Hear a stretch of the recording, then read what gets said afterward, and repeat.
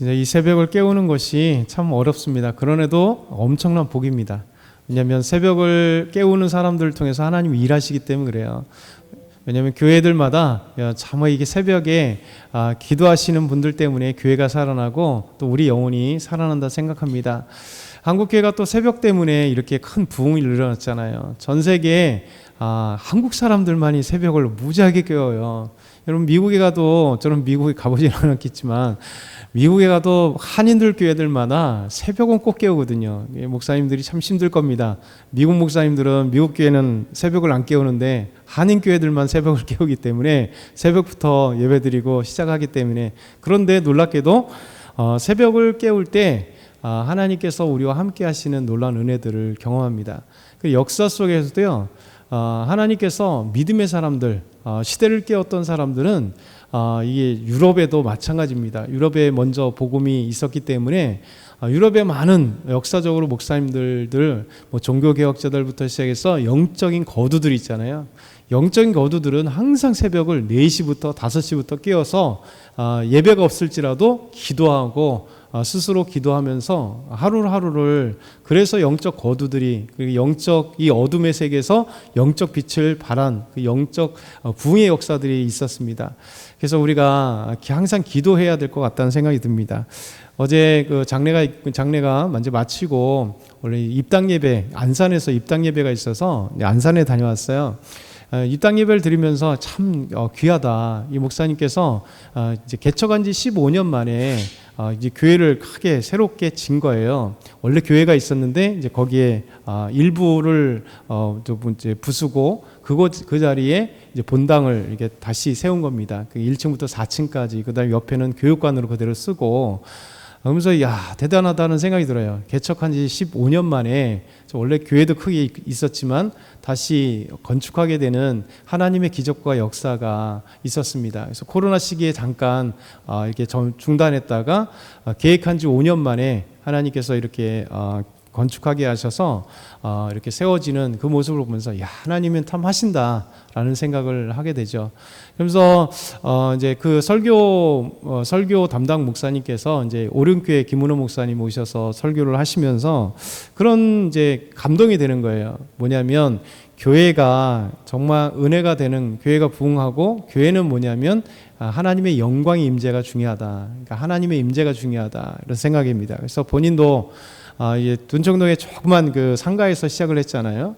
이 상가 아주 작은, 아주 우리 교회보다 더 작은 많은 데서 시작하는데, 놀랍게도 온 성도들이 그러니까 하나님의 임재를 경험하면서 너무 즐거워하고 기뻐하고 그냥 항상 모이기에 힘쓰면서, 그러면서 엄청난 폭발적인 부흥이 일어났던 건데, 그 원인은 하나님의 임재다. 참 마음에 감동이 되더라고요. 그러니까 우리 교회도 하나님의 임재가 가득한데 더 가득하면 얼마나 좋을까. 우리의 삶이 항상 하나님의 임재로 가득해서 어디에 있든지 하나님과 동행하고 하나님의 일하심을 보고 하나님의 그 은혜 때문에 막 감동이 되고 막 기쁨이, 여러분의 마음도 설레잖아요. 우리 하나님의 임재가 막 우리 안에 가득해서 그 영광이 우리에게 가득하면 얼마나 좋겠어요.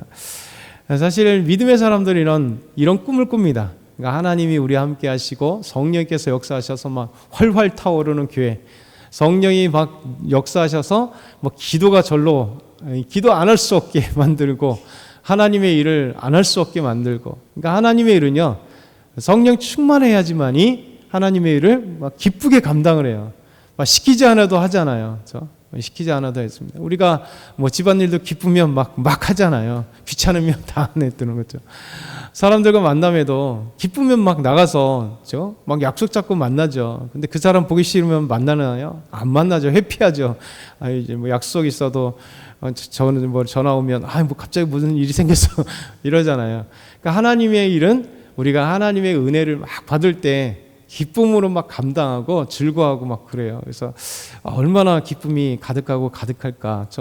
그래서 우리에게 말씀에 순종하는 사람이 얼마나 중요한가라는 거죠. 이 출애굽기 말씀을 쭉 보면서 이 두 종류의 사람들이 꼭 있는 거죠. 하나는 대표적으로 하나님의 말씀에 순종했던 모세, 아론. 그 말씀에 순종한다는 건 참 어렵잖아요. 왜냐하면 지금 현실적으로 눈에 보일 때는 이집트라는, 애굽이라는 나라는 거대한 제국이잖아요. 이 사람들이 감히, 더더군다나 그 바로는 신 같은 존재이기 때문에 감히 자기와 같이 이렇게 연약한 사람이 가서 얘기할 수 있는 그런 입장도 아님에도 불구하고 하나님이라는 귀한 분이, 하나님이 그들을 부르셨기 때문에 그들에게 나갈 수 있다는 거죠. 근데 중요한 건 뭐냐면, 모세와 아론은 하나님을 배웠지만 바로는 하나님을 본 적도 없어요. 그리고 하나님의 존재를 당연히 알지도 못하고 자기들이 섬기는 신들만 가득한 세상에서, 그러니까 우리에게는 이런 하나님이 이렇게 우리에게 던져주시고 또 일하세요. 거대한 절벽 같은 그런 곳에 우리를 던져주는 거죠. 그러니까 하나님의 일들은 다 그렇습니다. 우리가 보면 마치 이 바위에 항상 던져지는 계란처럼 나는 연약하고 언제 저 바위가 깨질까? 과연 깨질까? 저 일이 일어날까라고 생각하는데, 하나님의 일은 놀랍게도요, 항상 이 계란과 같은 믿음의 사람들을 이용해서 바위와 같은 거대한 세상을 움직이세요. 그리고 그 일들을 이루게 하세요. 이게 하나님의 역사입니다. 여러분이 다 계란입니다. 저도 계란이고요.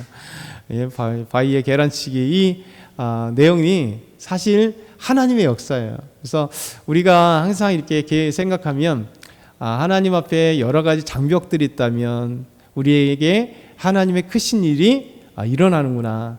내 삶에 올해도 또 장벽이 일어나면, 왜냐하면 우리가 예배 끝나고 또 나가면 현실의 장벽들이 맨날 보이잖아요. 기도 끝나고 나가서 딱 보면 현실의 벽이 맨날 부딪히잖아요. 근데 그 현실의 벽을 딱 보는 순간 우리는 항상 기억해야 돼요. 하나님이 계시는구나. 그리고 하나님이 나를 통해 어떤 일을 하실 것인가, 그런 생각을 하면 모세와 아론의 마음이 좀 이해가 되죠. 그렇죠? 눈을 뜨면 하나님 말씀 들을 때는 하나님이 음성을 주셔서 엄청난 일을 하시는 거죠. 그런데도 불구하고 이 믿지 않는 자들, 하나님 말씀에 순종하지 않는 자들은 끊임없이 하나님의 기적을 체험한다고 해서 하나님 믿는 게 아닙니다. 그래서 믿음은 기적이라는 거예요. 은혜라는 거예요. 하나님의 말씀을 믿는다는 것, 하나님의 살아계심을 우리가 믿는다는 것은 진짜 기적입니다. 그렇죠? 기적이에요. 그러니까 지금도 수없이 하나님의 믿음의 사람들이 하나님의 기적들을 보잖아요. 수없는 우리 그리스도인들이 한국 교회도 얼마나 많아요. 많은 사람들이 기도 응답을 받아, 때로는 암이 갑자기 치료돼, 때로는 정말 교통사고에 사경을 헤매는데 놀랍게도 갑자기 기적처럼, 그죠? 눈을 뜨고 회복하고, 또 여러 가지 질병이나 또 사업이나 직장이나 수많은 문제들이 있는데 놀랍게도 하나님 행하심을 경험하는 사람 얼마나 많습니까? 또 교회가 하나님의 그 불타는 역사 속에서 부흥하면서 하나님의 기적들을 체험하는 게 많아요. 근데 그걸 전해도 또 봐도 안 믿는 사람도 안 믿거든요. 그렇죠? 그건 어떻게 보면 재수가 좋아서 이렇게 다른 것으로 얘기합니다. 이 바로도 마찬가지예요. 끊임없이 하나님의 지금까지 지금 오늘 몇 번째 기적이 5번째 기적이잖아요. 벌써 첫 번째, 두 번째, 세 번째, 네 번째까지 왔고, 오늘 5번째 기적을, 그리고 6번째 기적을 이렇게 보는데도 불구하고 그 마음이 완강하고 강팍해서, 옛날 성경을 강팍해서, 그렇죠? 얼마나 강팍하고 완강한지 봐도 믿지 않는, 그렇죠? 결국 그러나 하나님이 말씀하신 것 같았더라, 이렇게 결론을 짓잖아요. 이 자들입니다. 그래서 결국 말씀에 순종하는 사람들은요, 하나님의 기적을 보는, 그렇죠? 하나님 앞에 아름다운 복을 누리는 사람들이 말씀에 순종하는 사람들입니다. 근데 하나님 말씀에 순종하지 않는 자들, 하나님 믿지 않는 자들은요, 결국 하나님의 저주와 벌을 받게 돼 있어요. 이게 하나님의 공의입니다. 그렇죠? 하나님의 공의. 그래서 하나님의 말씀 우리가 아름답게 순종하는 것이 얼마나 중요한가. 우리 반면교사를 삼는 거죠. 이 바로를 통해서. 우리 바로에게 가서 말하라고 모세에게 하나님께서 말씀하십니다. 9절부터 14, 우리 9장 1절부터 보면 이렇게 얘기합니다. 1절부터 3절 말씀 한번 볼까요? 같이 읽겠습니다. 여호와께서 모세에게 이르시되 바로에게 들어가서 그에게 이르라. 히브리 사람이 하나님 여호와께서 말씀하시기를 내 백성을 보내라. 그들이 나를 섬길 것이니라. 내가 만일 보내기를 거절하고 억지로 잡아두면 여호와의 손이 들에 있는 내 가축 곧 말과 나귀와 낙타와 소와 양에게 더하리니 심한 돌림병이 있을 것임이며. 하나님은 히브리 사람이 하나님이 여호와다. 하나님의 정체성, 하나님 누구신가를 우리에게 보여줍니다. 그러니까 이스라엘 족속은 히브리 사람들이에요. 히브리 사람들. 사실 요셉 때 처음으로 히브리 사람이다 이렇게 표현되면서 히브리 사람, 이스라엘 사람들은 이제 히브리 사람들이라고 하잖아요. 다른 말로 유대라고 하는 역사적으로 표현되기도 하지만 히브리 사람들입니다. 그 히브리 사람의 하나님 여호와다. 그러니까 정확하게 편을 나눠주시는 거예요. 애굽 사람이 하나님이 아니라 히브리 사람들의 하나님이시다. 너희 하나님이야. 그리고 지금 보내라고 하는 이 애굽의 종살이하고 있는 이 히브리 사람들의 하나님이시다. 그들을 대표하고 그들을 인도하고 그들을 보호해 주시고 그들과 함께하는 편을 우리에게 말씀해 주세요. 우리의 하나님이시죠. 이제는 뭐 히브리 사람의 하나님이 아니라 우리 믿음의 사람들의 하나님이시죠. 그 하나님께서 이스라엘 백성들을 보내는 그 목적을 계속 말씀하세요. 내 백성을 보내라. 그러니까 이스라엘 백성들이 애굽의 바로의 백성이 아니라 히브리 사람들의 여호와 하나님이시고, 그리고 이 민족들은, 이스라엘 족속들은 내 백성이다 이렇게 얘기해요. 그럼 바로는 황당하죠. 자기 백성들인데, 자기가 지금 종 삼고 있는, 노역을 하고 있는 이 족속들인데 하나님이 자기 백성이라 하니 얼마나 놀랐겠어요. 근데 하나님 계속해서 내 장자, 내 백성들이라 이렇게 말씀하세요.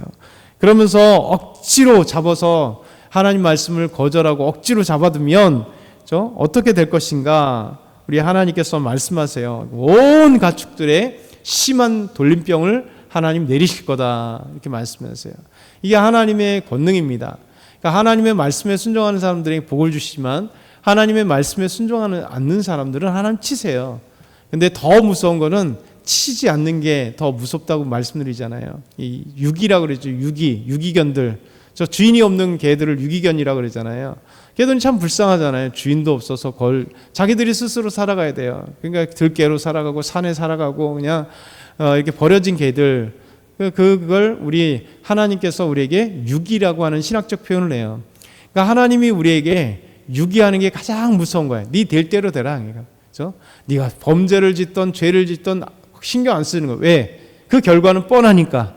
근데 하나님이 우리에게 책망하시는 게 믿던 안 믿던 사실 하나님의 벌이 심판이 사랑 때문에 가능한 거예요. 왜? 심판을 때릴 때가 오히려 그때는 아프지만 그 심판을 내림으로 하나님께 올 수 있도록 깨닫게 하시는 하나님의 채찍이거든요. 근데 이 바로는 아직까지 하나님 채찍을 내리시는 거예요. 하나님이 내리심에도 불구하고 이 심한 돌림뼈, 이 5번째 지금 재앙을 내림에도 불구하고 하나님 그들은 깨닫지 못하고 거절하고 있다는 거예요. 이거는 무서운 저주입니다. 그러면서 마지막으로 생각해 보는 거는 이 바로 앞에 우리 4번째 재앙, 파리 재앙부터는 하나님께서 구별하세요. 구별. 이스라엘과 이 애굽 사람들의 곳에서 하나님의 재앙이 이제 구별돼요.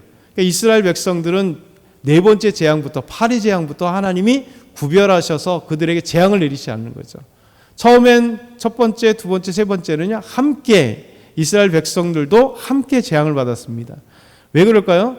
그들도 깨달아야 돼요. 하나님 만나지 못했던 거니까.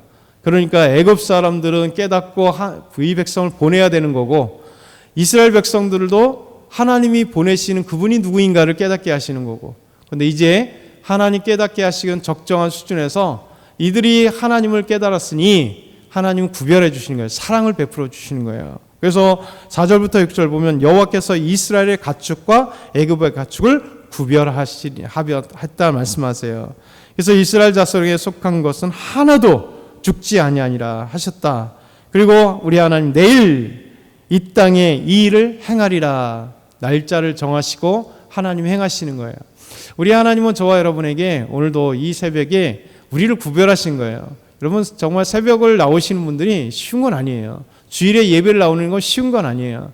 하나님께 예배를 드리고 기도의 자리에 나오는 건 하나님이 우리를 하나님의 백성으로 구별하시고 우리를 사용하시고 우리를 하나님 백성 되게 하는 거예요. 그래서 우리가 이 세상에도요, 우리를 구별하실 겁니다. 오늘도 구별하셔서 하나님이 우리를 승리케 하십니다. 오늘도 믿음으로 승리하는 저와 여러분 다 되게 소망합니다.